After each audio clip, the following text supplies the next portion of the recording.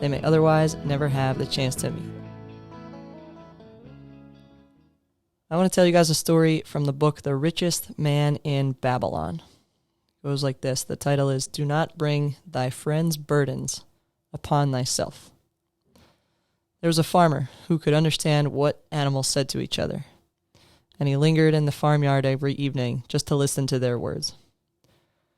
One evening, he heard the ox bemoaning to the ass the hardness of his lot. I do labor, pulling the plow from morning until night, no matter how hot the day or how tired my legs are, or how the bow chafes my neck. Still, I must work. But you are a creature of leisure. You are trapped with a colorful blanket and do nothing more than carry our master where he wishes to go. When he goes nowhere, you rest and eat the green grass all day.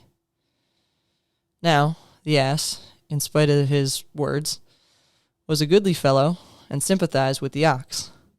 My good friend, he replied, you do work very hard, and I would help to ease your lot.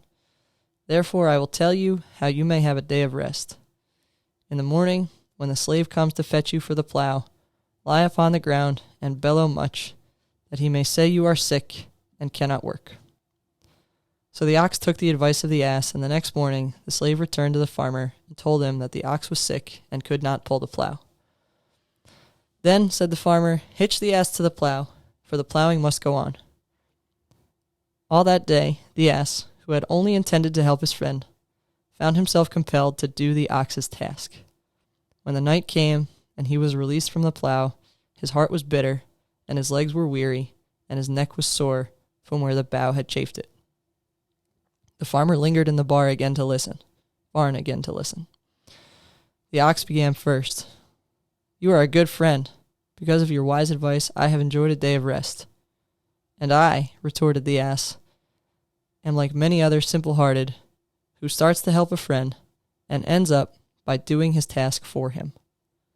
Hereafter, you draw your own plow. For I did hear the master tell the slave to send for the butcher if you were sick again tomorrow. I wish he would, for you are a lazy fellow. Thereafter, they spoke to each other no more. This ended their friendship. And then that's the end of the story. So he asks, the guy telling the story in the book asks his friend who he told the story to, do you know the moral? And he said, it's a good story, but I don't see the point. I don't see the moral. He said, it's there and it's simple. Your desire to help your friend, if you desire to help your friend, do so in a way that will not bring your friend's burdens upon yourself. If you want to help a friend, don't take on their burdens. That's the point of the story. My kids are high school girls. I think they need to hear a story like that because they want to help each other often, and so often they end up doing the work for each other. And there needs to be a level of accountability that comes from them and in between them. So I want to remind them that they can help their friends. They need not make their own lives harder in doing so. I appreciate you. Thank you for spending some time with me today. Keep getting better every day.